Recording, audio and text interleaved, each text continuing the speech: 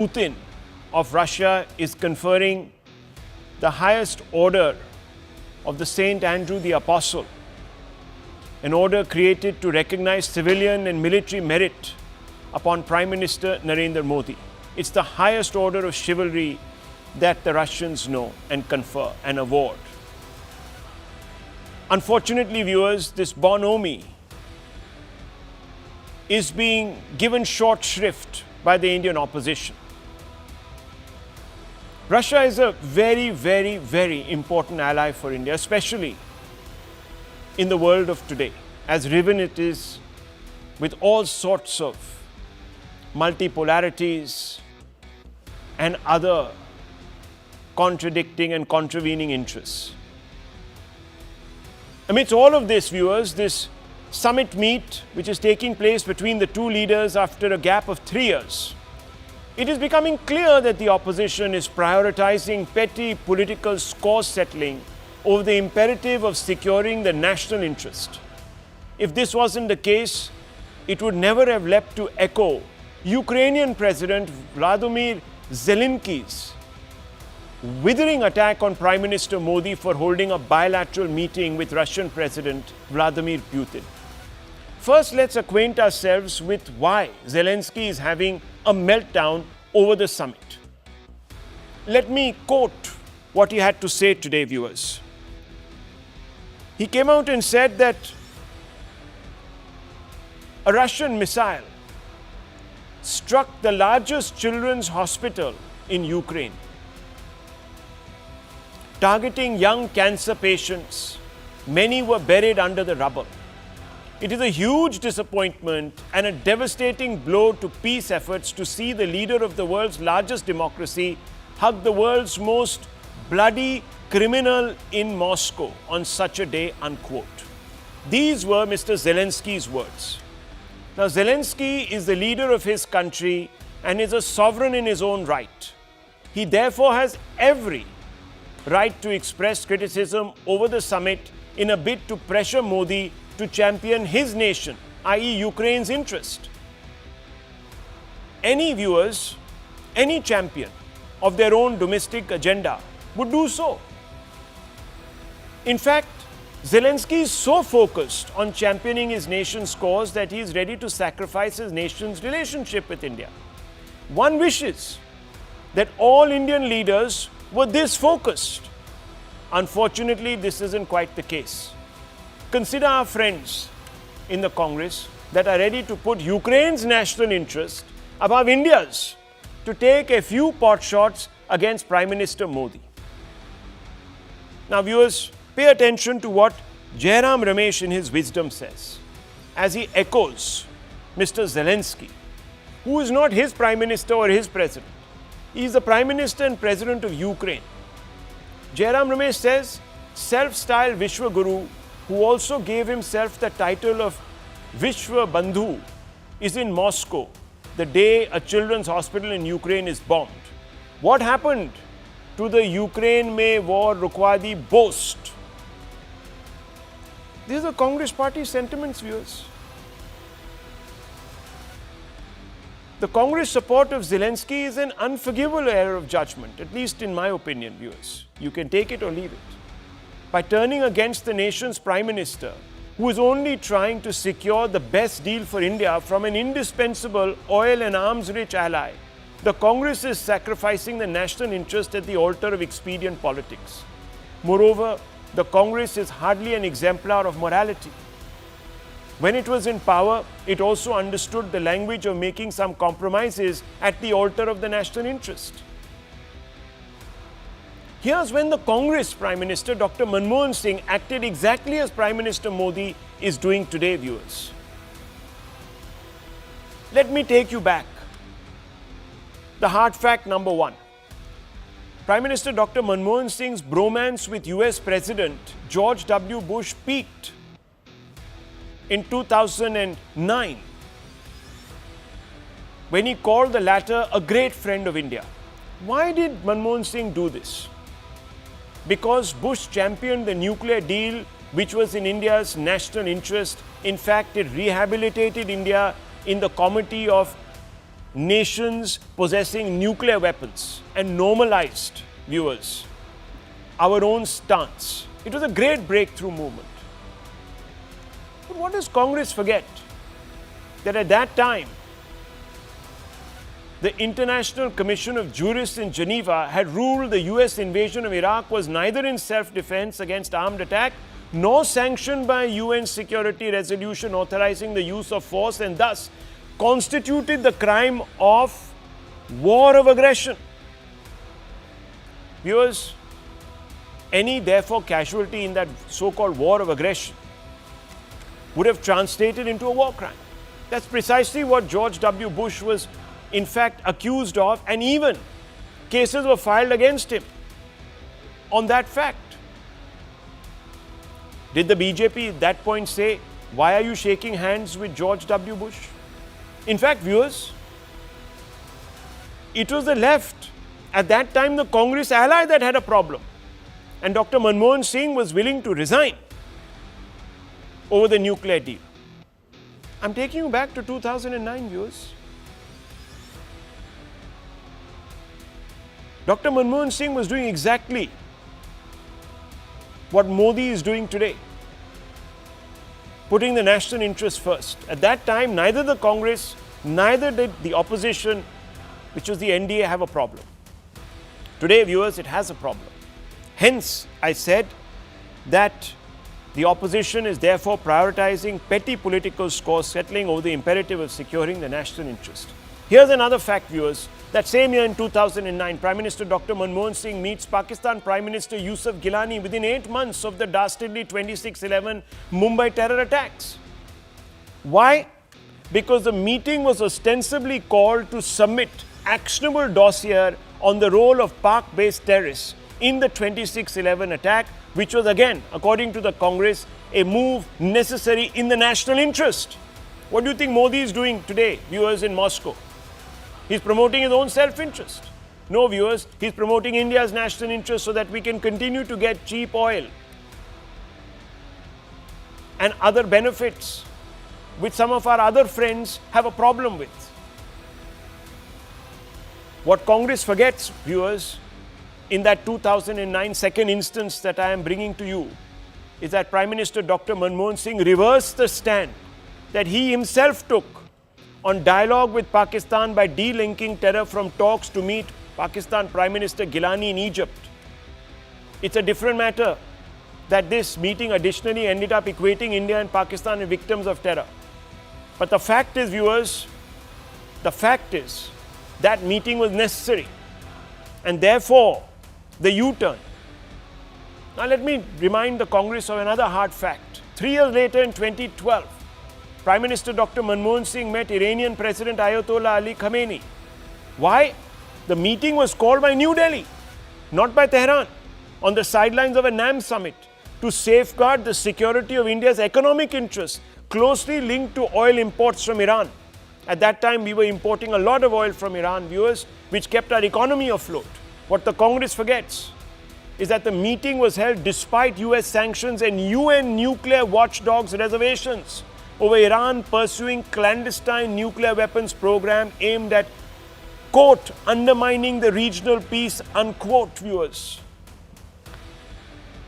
So why today is the Congress party behaving as if it has never done what Prime Minister Modi is doing in the national interest, viewers? Let's open this up. Let's ask some fundamental questions. I want to first begin from an informed point of view with Professor Brahma Chileni, who joins us. He's a professor of strategic studies, CPR. Mr. Chileni, I can understand Zelensky having a problem with the Prime Minister meeting President Putin. As I have explained, it's in his national interest to make a big song and dance about anyone meeting Putin. But what is the Congress party's problem? I can't understand. The Prime Minister is not going there because he loved that medal that has been given to him. He's going there in the hope that he can secure something for our country, just like the Congress presidents, Prime Ministers have done in the past, overlooking a large number of prickly issues. Why do you think this is happening, and why do you, and please situate, contextualize why Russia is so important, that we have to take all these sort of slightly morally, how should one say it, loose positions? Well, first, there should be no place for petty domestic politics in foreign policy. There is a political consensus in India, sustained under successive governments, including Congress-led governments, that close ties with Moscow are vital to Indian interests. All governments have pursued the same policy toward Russia that the current government is pursuing. There has been no change in India's policy toward Moscow since the 1970s. So we're talking about more than 50 years of consistent Indian policy toward Russia, toward Moscow, under successive governments from Indira Gandhi to Narendra Modi. India needs both the United States and Russia to counter China. And the constant challenge for New Delhi is to carefully balance its foreign policy between Moscow and Washington so as to underpin India's independent approach to international affairs. If India's ties with Russia worsen, how can India pursue independent approach to international affairs? Today, the West is driving Russia's growing closeness with China, making it even more important for India to reinforce its relations with Moscow. A key motivation behind India's efforts to strengthen its relationship with Moscow is that India believes Russia can counterbalance China. After all, Russia is the world's largest country in area. It extends across 11 time zones.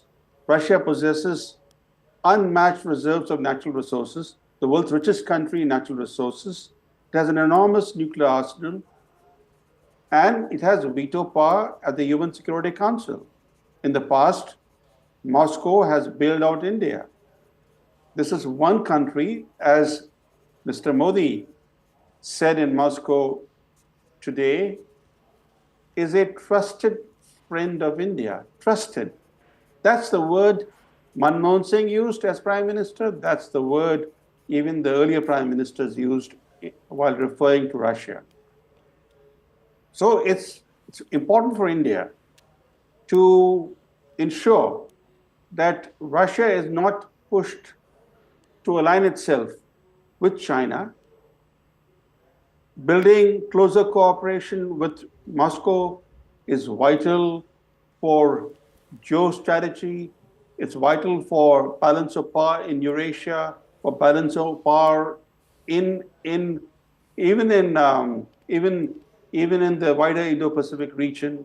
It's vital for India's security. After all, with that friendship treaty between India and the Soviet Union of 1971, had that friendship treaty not been signed,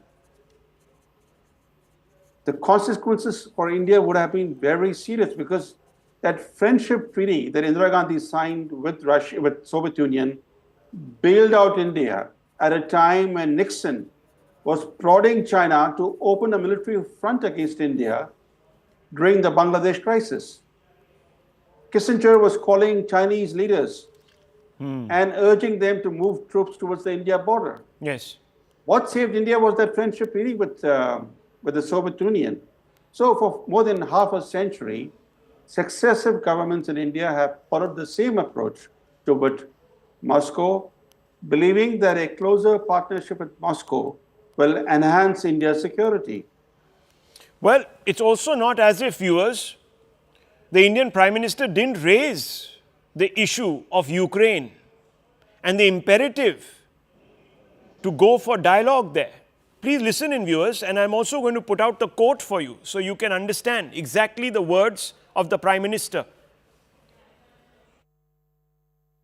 Ukraine के विषय में हम दोनों अपने अपने विचार खुले मन से, विस्तार से हम उसकी चर्चा कर पाए। युद्ध हो, संघर्ष हो, आतंकवादी हमले हो, मानव में विश्वास करने वाला हर व्यक्ति जब जानहानि होती है तब बहुत पीड़ित होता है, लेकिन उसमें भी जब मासूम बच्चों की कत्ल होती है, मासूम बच्चों को मरते हुए देखते हैं, तब हृदय छलनी हो जाता है। एक मित्र के नाते मैंने हमेशा कहा है कि हमारी भावी पीढ़ी के उज्जवल भविष्य के लिए शांति सर्वाधिक आवश्यक है,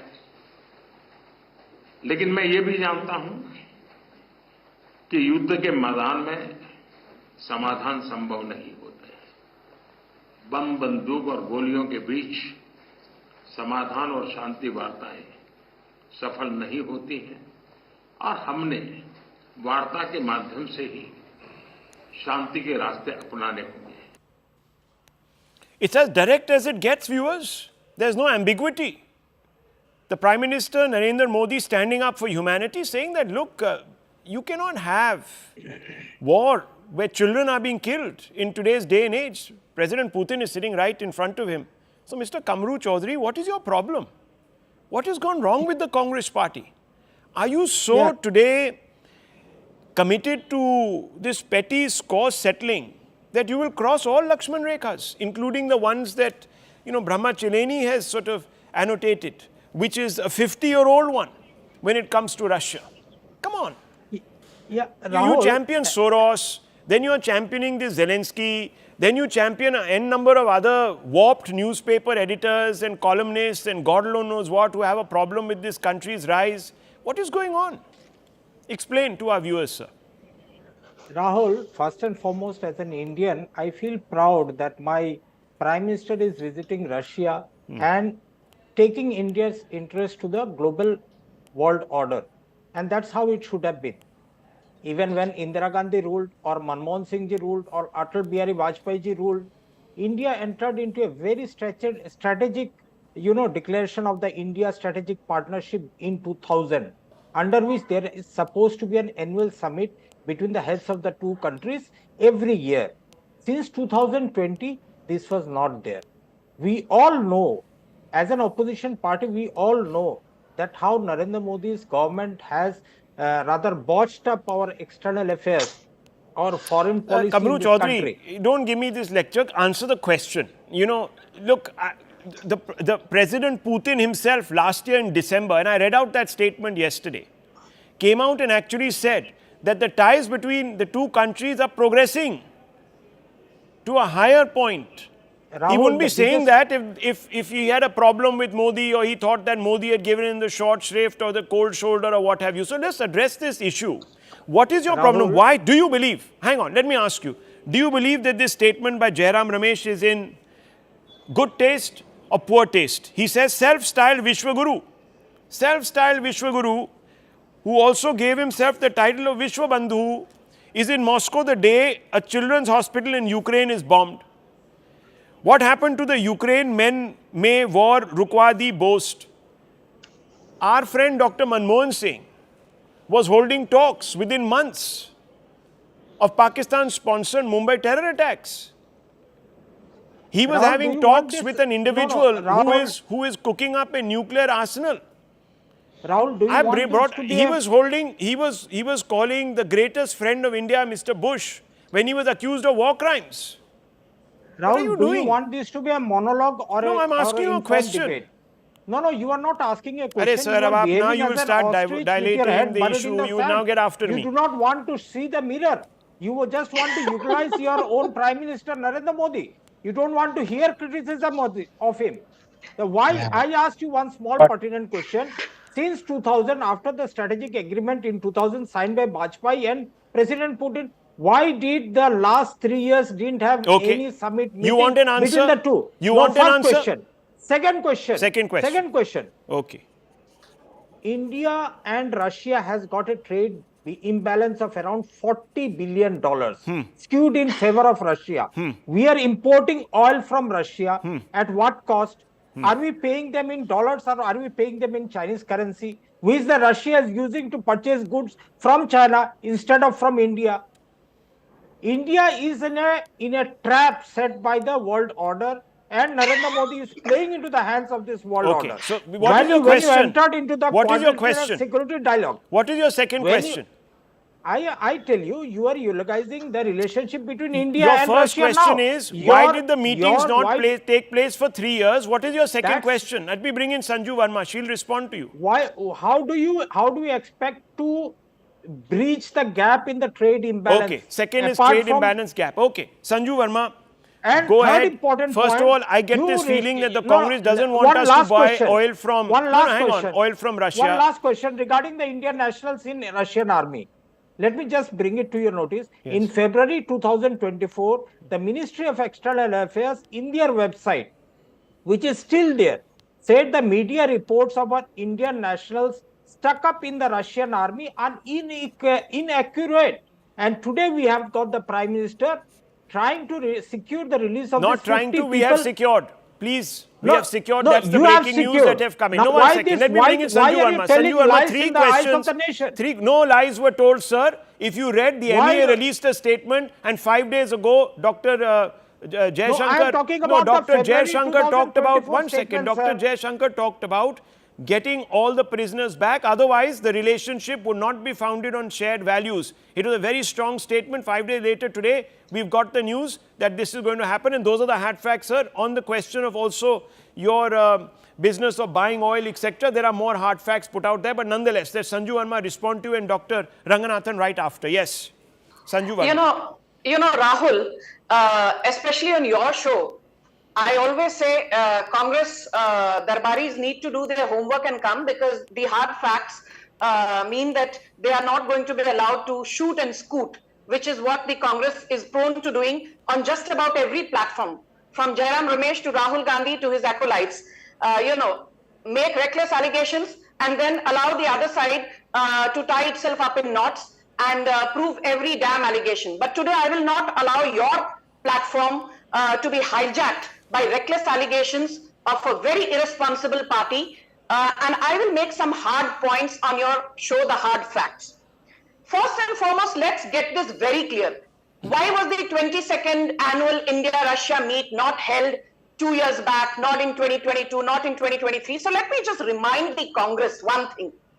In 2014, Prime Minister Narendra Modi became the first Prime Minister to visit Nepal. The last time somebody did so was I.K. Gujral when he was the Prime Minister in 1997. Nepal got to do The with first Russia. time a Prime Minister visited Australia in 2014 was Narendra Modi. The last time somebody did that was almost 2 decades back when Rajiv Gandhi was the Prime Minister. The first time a leader from India visited Israel was in 2017. It was our head of state, Prime Minister Narendra Modi, for the first time in 70 years, followed by a visit in 2018 to Ramallah. And I think to Narendra Modi goes the credit of completely dehyphenating the Israel and Palestinian policy, the Israel policy with respect to rest of the Arab world. And this is the same Prime Minister Narendra Modi who became the first Prime Minister in 30 years after Vajpayee to visit the Vatican and the Pope in October 2021. And this is the same Prime Minister Narendra Modi Rahul, what's who the became the point she's first trying to Prime make Minister. out here? Can I please finish? Let her finish. I'm coming She's to the coming point. to the point, she says. Yes. I did not heckle him even once. I don't know why he's so impatient all the time. This is the same Prime Minister Narendra Modi who visited Papua New Guinea for the first time in over 75 years. Right. Reinforcing India's commitment to the global south, which includes Africa, Asia, Caribbeans, and what have you. What I'm trying to say is that our foreign policy has become more holistic, more inclusive under the aegis of Narendra Modi in the last 10 years. We are not like Manmohan Singh, who had that Sharm el-Sheikh disaster. We are not like Indira Gandhi today, who signed a lopsided Shimla agreement in 1972 with, her counterpart, and could not secure the release of even 54 Indian prisoners of war while handing over on a golden platter 93,000 prisoners of war belonging to Pakistan. This is the same Narendra Modi who is muscular and yet adopts a soft foreign policy approach when needed, and is not like Rajiv Gandhi, who signed that infamous India-Sri Lanka accord with his counterpart Jayawardene, leading to more than 3,000 soldiers being killed in Sri Lankan soil. He asked limited you. point with respect to Russia is this. Yeah. I will just say one thing to Jairam Ramesh. Rahul, what happens is each time Narendra Modi visits Australia or Russia or the United States, everybody and everybody's uncle becomes a foreign policy expert. Okay. Each time international crude prices go up or down, everybody becomes an oil and gas expert. Jairam Ramesh, my limited argument to you is this. Yes, we import close to $47 billion worth of oil and petroleum related products from Russia. But Jairam Ramesh has forgotten one very important thing.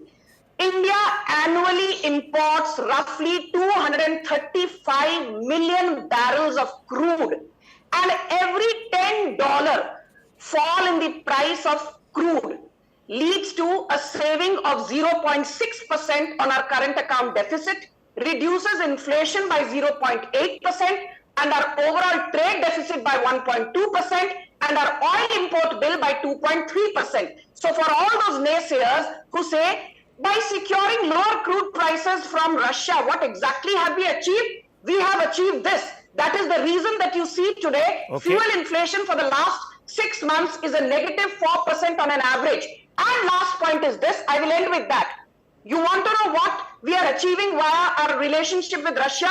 Forget about the rhetoric. Forget about the fact that Russia is supporting us in our bid for a permanent membership at the UNSC. Forget about the fact that Russia is supporting us when we talk about reforms within the United Nations, because reforms have not been carried out for 3 to 4 decades. But bilateral projects, 10 seconds more, bilateral projects with Russia include, very carefully Rahul, hear this, the supply of or licensed production of S-400, T-90 tanks, Su-30 NKI, supply of MiG-29 and Kamov helicopters, INS Vikramaditya, formerly known as Admiral Gorshkov, production of AK-203 rifles in India, and the BrahMos missiles. This is what we've achieved with Russia. So don't give bhashan to Narendra Modi. Okay, very quickly. Dr. Ranganathan, is it fair to accuse today the Congress of score settling? Good evening, Rahul, and good evening to my fellow panelists. Look, the hypocrisy on display is just astonishing, astounding. Has the West or Ukraine or any of the 50-odd Islamic nations put sanctions on China for interning 1.5 million Muslims in concentration camps and forcibly sterilizing them and feeding them pork? Have any activists asked for China to be blacklisted because it never apologized for the Tiananmen Square massacre that murdered 10,054 innocents? Manmohan Singh called India George Bush's greatest friend, even as he was bombing and killing Muslims in the Middle East, because we wanted the nuclear deal. Looking forward to Europe, to be honest, that 2 years ago into the Russian invasion of Ukraine, continues to buy 13 million metric tons of coal, 43 billion cubic meters of gas, and 17.5 million metric tons of oil from Russia, lecturing India on morality and ethics. Germany is buying Russian fuel from Belgium and Holland. Europe is buying refined Russian fuel from Jamnagar, India. And what to say about the Americans? You are importing 9% of your crude from Russia, well beyond the Ukraine invasion. You sat on your bum when China violated the LAC in 2020. It was Russia, Soviet Union, that helped us in 1971 when you sided with Pakistan. And of the so-called armchair, holier-than-thou activists, both in the West and out here, when Russia attacks Ukraine, ban ordinary Russians from football tournaments and single contests. But when Pakistan attacks India, kills our jawans, launches terror attacks on our parliament, hey, come on, be sensible. Allow ordinary Pakistanis to play cricket and act and sing in Indian films. So these turnips can stuff their hypocrisy in their hookah and smoke it. Look, the Ukraine war apart, for which I condemn Russia, why should India be singled out for looking after its interests? Cheap oil and gas from Russia has allowed us to keep our inflation in check. The same inflation that, had it gone up, the opposition would have cried out for keeping it in check by buying cheap Russian oil and gas. There are many experts, obviously, who would elaborate in detail about the various domains in which we enjoy excellent relations with Russia, with our bilateral trade now more than $70 billion. There's oil and gas, there's economic partnership, and there's excellent defense partnership, S-400, AK-203, BrahMos, etc. But let me very briefly, just a minute, concentrate on one aspect that I can elaborate myself to some extent, science and technology. Rahul, this year marks the 53rd year of India Science Russia Technology Cooperation, the ILTP. 8 advanced centers have been set up that include Advanced Research Center for Powder Metallurgy and New Materials, Polio and other vaccine manufacturing, Bulandshahr facility, Indo-Russian Center for Biotechnology, Allahabad. Then there is one earthquake research facility. Several new initiatives have recently been launched to deepen sector-specific cooperation, primary among them being fly ash utilization. Coming to space science, there's excellent cooperation. We have a bilateral agreement under which Russia will train Indian cosmonauts for the human space mission Gaganyaan. Then there's setting up of navigation satellite systems, Indian Naval Sea and Russian Glosnas. Bottom line is, Russia is a trusted friend. And talking of friends, what is it that old rogue Kissinger said? To have America as an enemy is dangerous, but to have America as a friend is fatal. Well, viewers, look, at the end of the day, India has to do what is in its own interest. This is not our war that is being fought in Ukraine. I just hope the opposition stops aligning with individuals or with people who have their own enlightened self-interest, which may not be in any way, viewers, aligned with India's interest. Otherwise, viewers, the Congress is dangerously misreading the mandate that was spelled out, viewers, by all of us just a few weeks ago. I'll leave it at this, take a short break. When we come back, viewers, a big question. Should seditionists be sitting in our parliament? And who's allowing it? We're coming right back.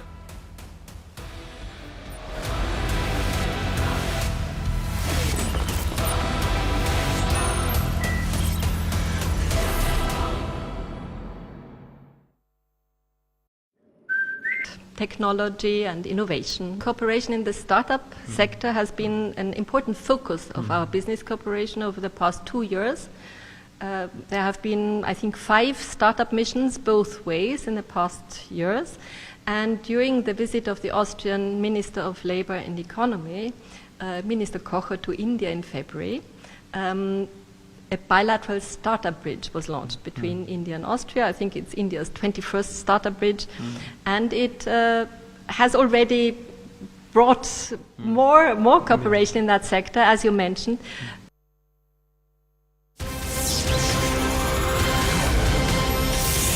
And some big developments now coming in at the top of the segment. As per the government sources, Russia has decided to discharge and in fact facilitate return of all the Indians working in the Russian army after the Prime Minister takes up the matter with the President Putin.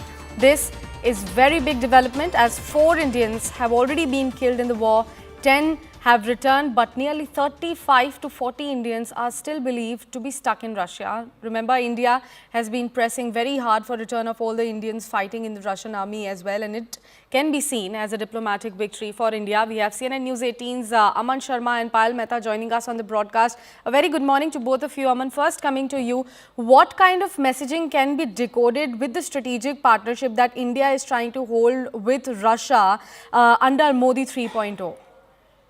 See, this is a very big development. Russia has decided to discharge and facilitate the return of all Indians which are fighting for the Russian army currently in Ukraine. This is a major breakthrough achieved during Prime Minister Narendra Modi's ongoing visit to Moscow. The development has come after Mr. Modi took up the matter with Russian President Vladimir Putin during their private dinner on Monday. This is what sources are telling us.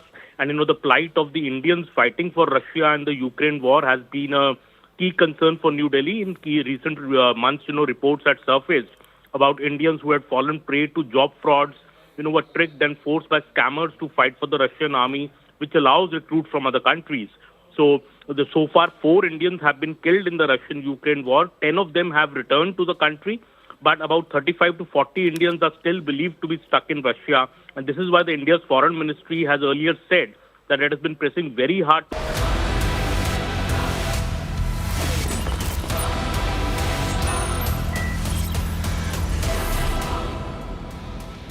Viewers, all members of Parliament are required to swear by the Constitution, demonstrate an unwavering commitment to upholding Indian law and drafting legislation in consonance with India's constitutional values. That's why, viewers, they take oath of office or tenure. They're supposed to speak for we the people of a united, democratic Indian Republic. But what happens if they don't believe in the Constitution? What happens when they champion overtly or covertly a separatist cause or allegedly plot disaffection against India. Should such individuals be allowed to sit in Indian Parliament? It's a baseline question. It's an important question considering that there are at least two such individuals elected to Parliament today who are, viewers, accused of being part of a movement to break India. We are talking about Amritpal Singh Khadur Sahib MP. He was elected from Khadur Sahib in the Lok Sabha elections, viewers. What does he say? He says dreaming of Khalsa Raj is not a crime. Rather, it's a matter of pride. We cannot even dream of stepping back from the path for which thousands of Sikhs have sacrificed their lives. I warn my family for even thinking about compromising on Sikh Raj.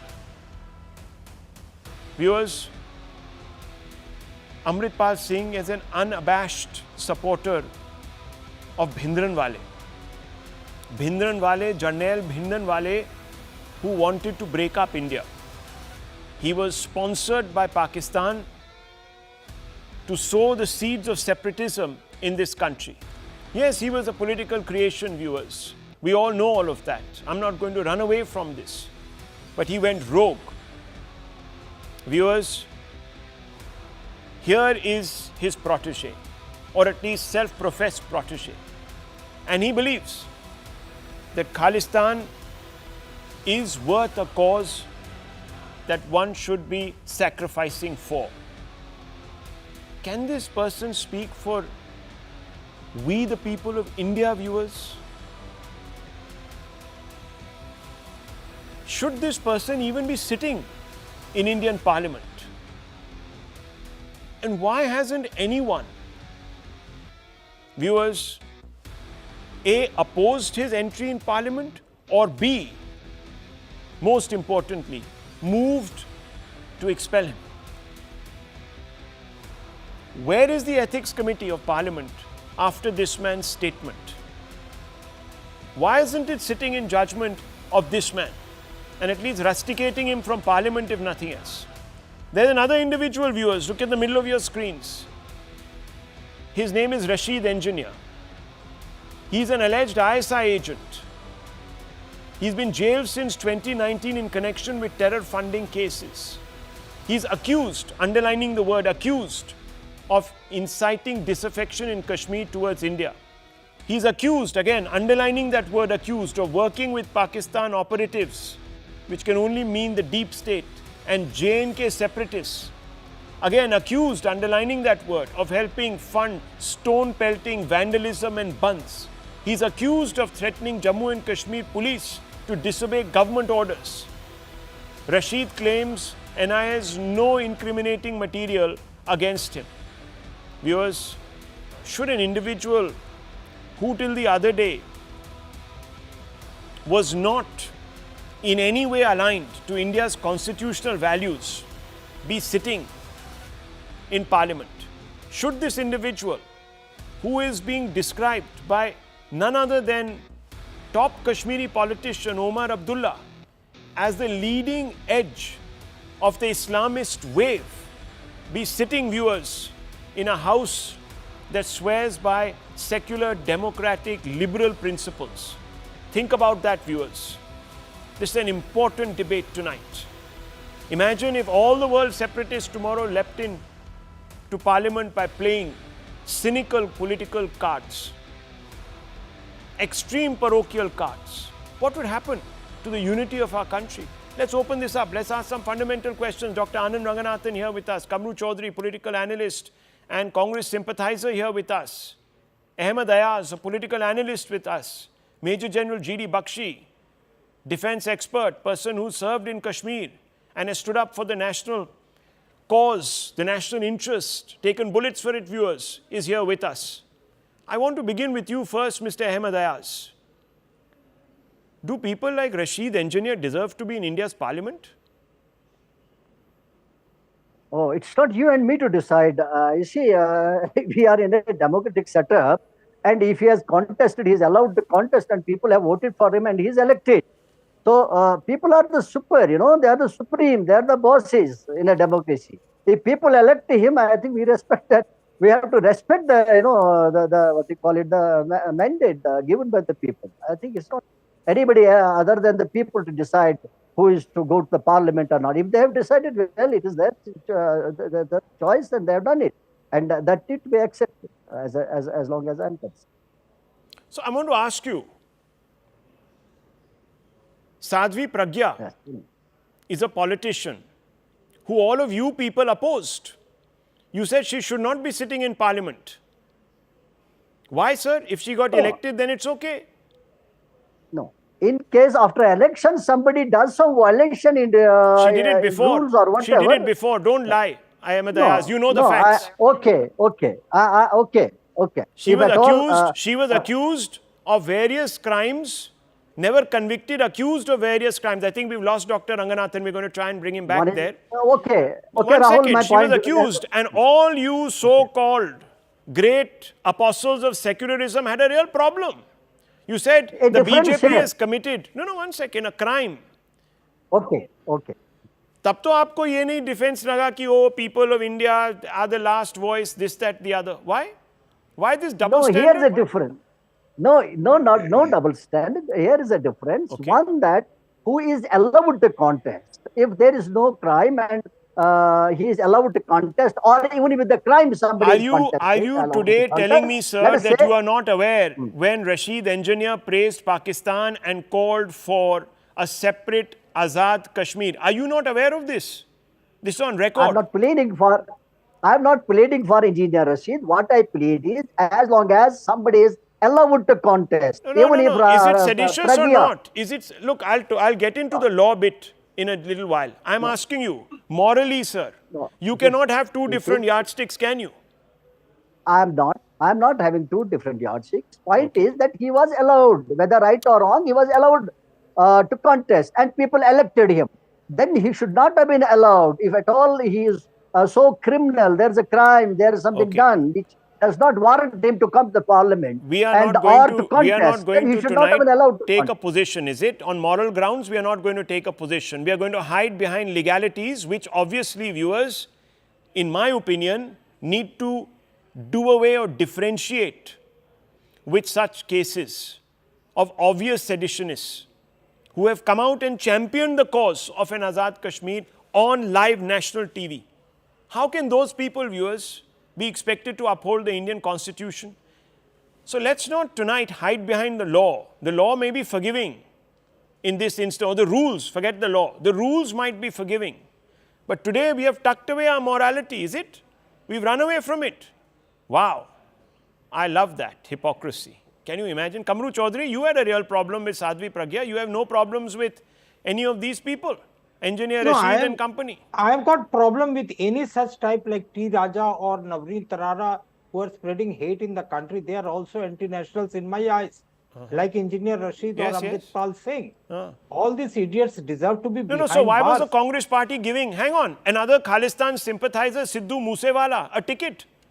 What would he have done with that ticket? He would have won that election, right? That's the biggest problem, Rahul. We sit on national debates and we try to be law unto ourselves without looking what the law actually says. Oh, I see. If now the law. Now viewers, we are invoking the law. In Sadhvi Pragya's case, we were not invoking the law. We were invoking morality. Sir, today is a match, a semi-final match that is going to be played between Spain. 1 minute, sir. 1 minute. Today a semi-final match is going to be played in the European Championship between Spain and another great footballing power called the Netherlands. Sir, the goalpost doesn't keep changing there. France. Rahul, France. Can I finish, please? No, 1 second. No. You can't imagine on a football field, viewers, if the goalpost keeps changing, what will French do? What will the poor, it sounds frivolous, but it's a fact. Where one place you invoke morality, the other place you invoke law. 1 minute, Dr. Ranganathan and General Bakshi. No, let me finish, Rahul. Okay, sir, finish. Not let me. Finish. Let me just. My limited point here is that if we are able to blame anything out here, it's the system and the law out here. See, if the limited point, he says it is so limited that he ends up contradicting himself. Where was the law, Rahul- viewers, this law argument when Sadhvi Pragya was given a ticket? She wasn't convicted, viewers. They were then talking about morality. Now it is law. Adir Ranjan Chaudhary, This is what he I'm was saying. behind They bars keep in changing the Navagraha goalposts in to suit their 1996, convenience and he their won the election. cynical politics. 1 minute, Dr. And he won Ranganathan the and General. election. Okay, I've heard you. I've heard you, sir. The law No, is the Adir problem. Ranjan Chaudhary won The the law election is the behind problem. bars in आपने 1996. सिद्धू मूसेवाला को ticket दिया नहीं दिया? Yes or no? Yes or Did you no? give ticket to Sadhvi Pragya? Okay, there you are. Now Yes that or is no? morality, viewers. Okay, That is Dr. not Ranganathan. morality. No, that is not morality. Where was she convicted? From 2019 to Has she been convicted? 2024, Has you she have been failed to convicted? convict Has she Engineer been Rashid. convicted? Why? Has she been Why was convicted? Engineer Rashid Has she not been convicted convicted? for the Kamru last Chaudhary, no, 5 she years? hasn't been, viewers. He's not going to tell you that. Why Yes, is doctor. the law not able Doctor. to convict Doctor. Engineer Rashid Doctor. for the last 5 years? Doctor. Kamalji, this is Doctor. yes, Rahul. Not only there is hypocrisy, no, it's not just shifting the goalposts. The Congress has shifted entire stadiums. If you remember, Dr. Manmohan Singh was about to bring in an ordinance that would have allowed to overturn the Supreme Court judgment, Yes. to have allowed even convicted criminals to stand and be elected in our parliament. Lalu so, Yadav. you know, yes. So let's not talk about, morality and ethics when it comes to Congress. But I have very quickly 3 points to make.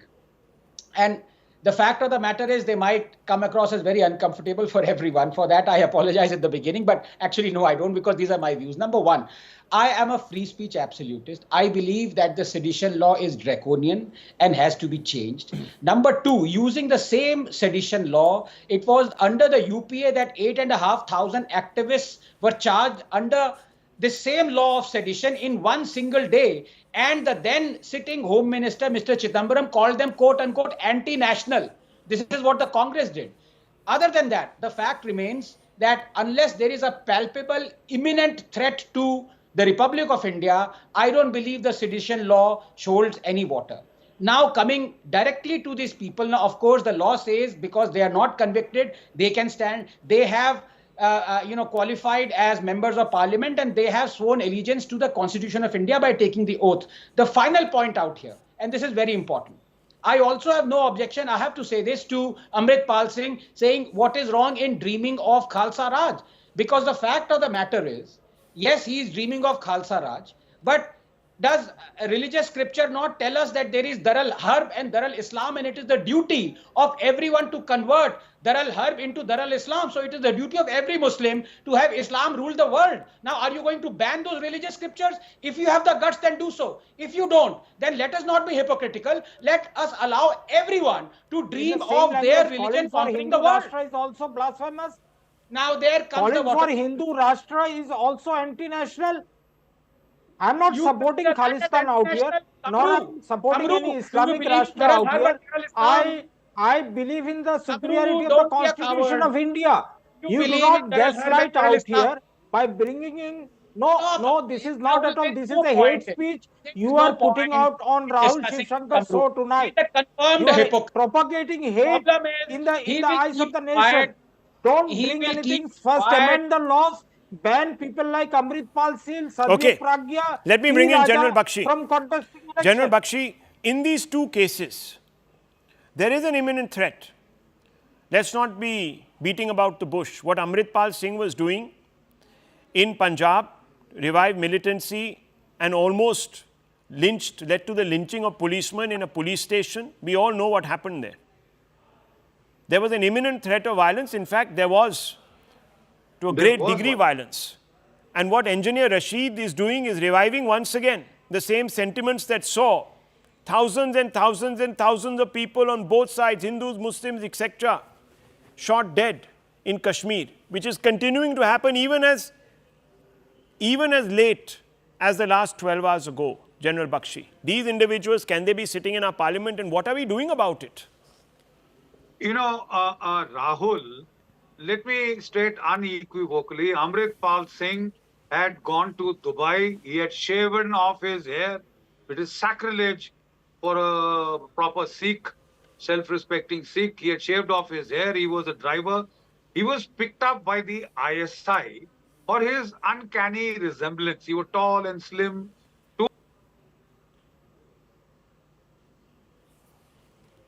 General Because Saab, of that, yes.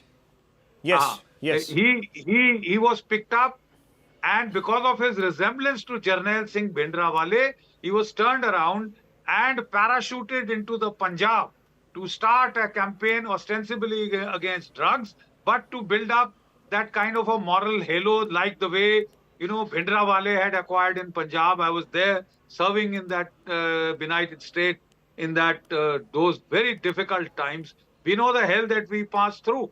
He was also on very populist causes like, in a wedding, you can't bring more than 5 guests and all that. You were pretty popular, with a certain section of the people.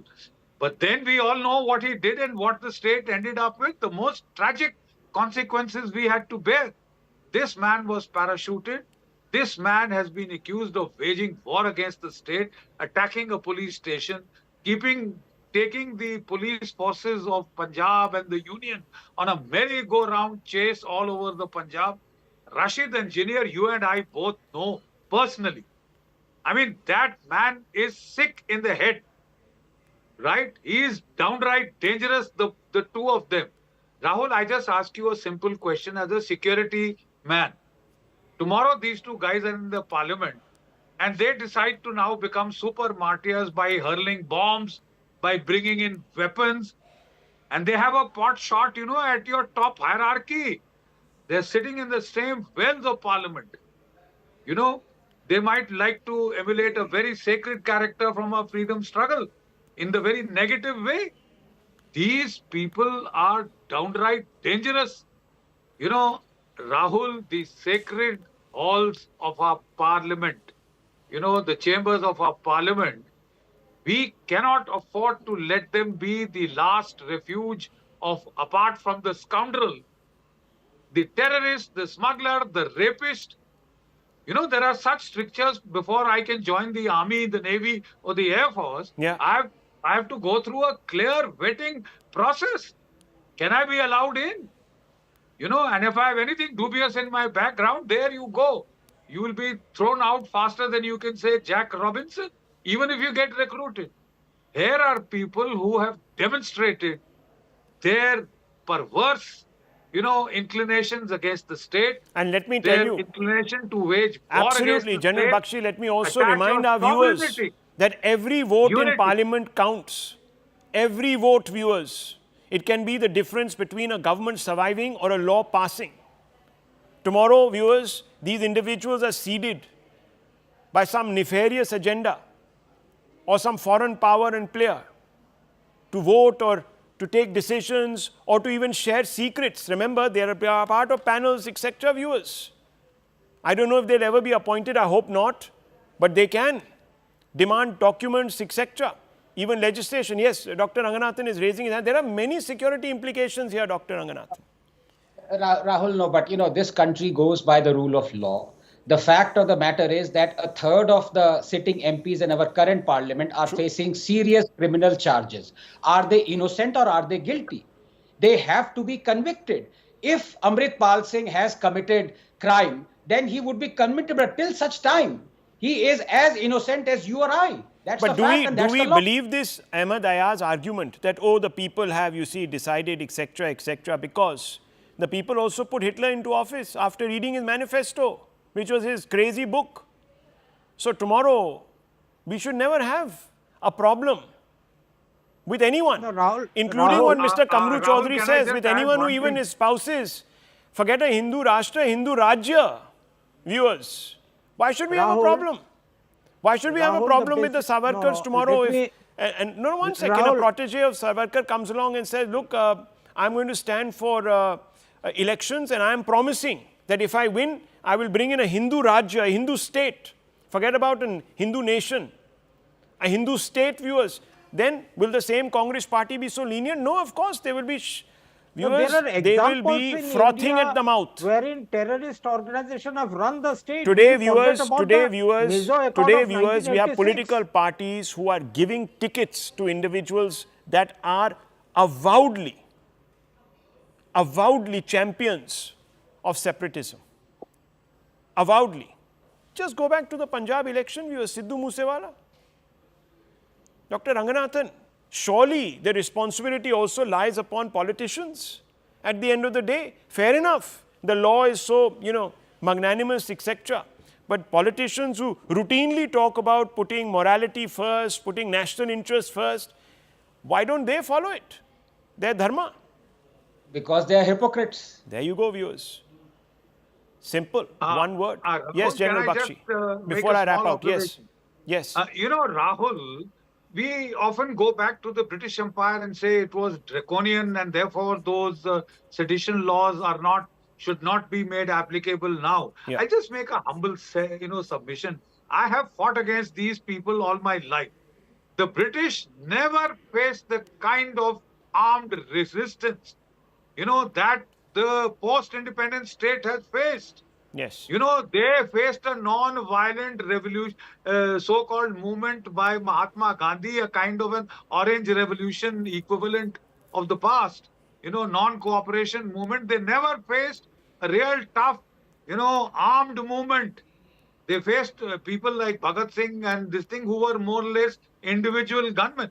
But the fact of the matter is they didn't, have to deal with orchestrated gangs of Kalashnikov armed, foreign RPG sponsored, rocket armed gangs.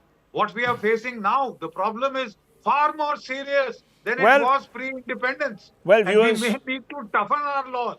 Well, viewers, at least stop these people from sitting in parliament. There are, of course, and I am somebody who stands up for free speech, but there ought to be certain limitations, 1 or 2 or 3 spelled out very, very, very sharply in the law. But I'll leave it at this, viewers. We are sitting on a powder keg, and it devolves upon those who are legislating today to think about this. There are Trojans in Parliament, viewers, and those too will make it there sooner than later. I'll leave it at this.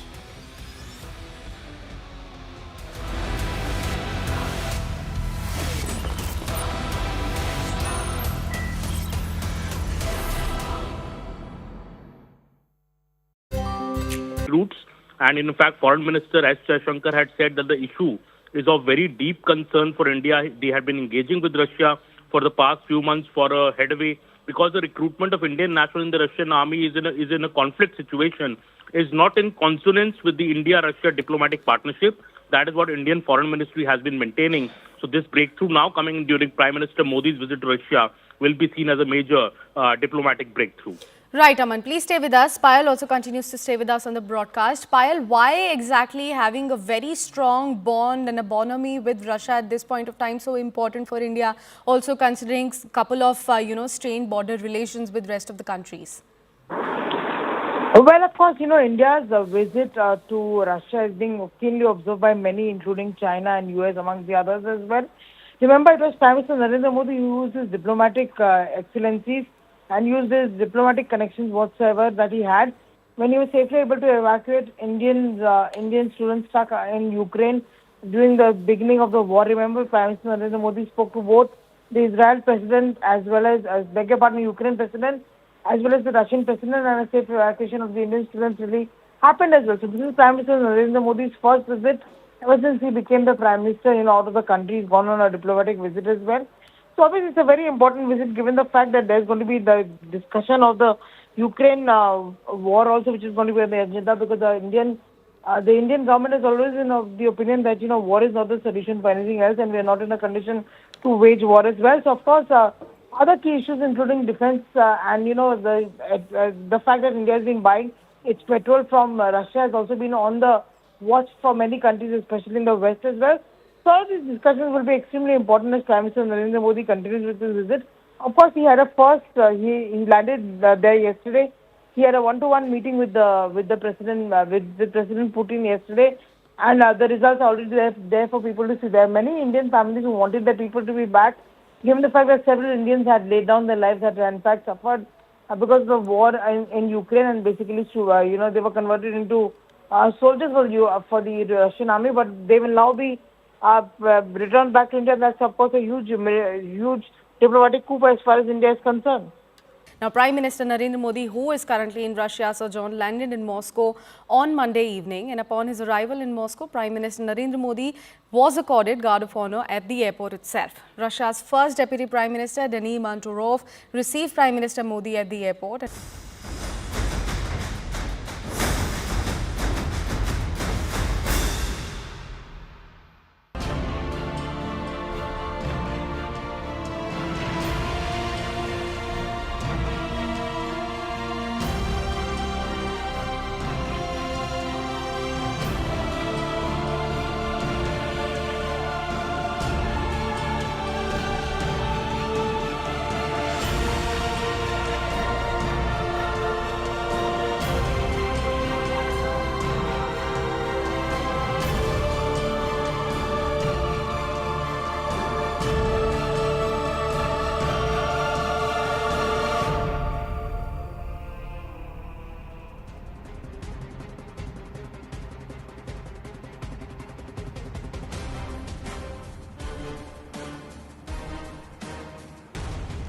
Namaste, Jai Hind, and welcome, ladies and gentlemen, to this very special edition of The Right Stand. And Anand Narasimhan, and I'm coming to you live from Moscow. And we are here at the Sverskaya Square, and right behind us is the beautiful Kremlin. And behind there, you can't catch it, that's the clock tower inside the Kremlin. This is all the entire Russian seat of government, the Russian Federation, ladies and gentlemen. Some amazing visuals, pictures around here. And it's been a great day for the dosti between Bharat and Russia, and perhaps the personal connect the two leaders, Prime Minister Narendra Modi and President Vladimir Putin, share with each other. And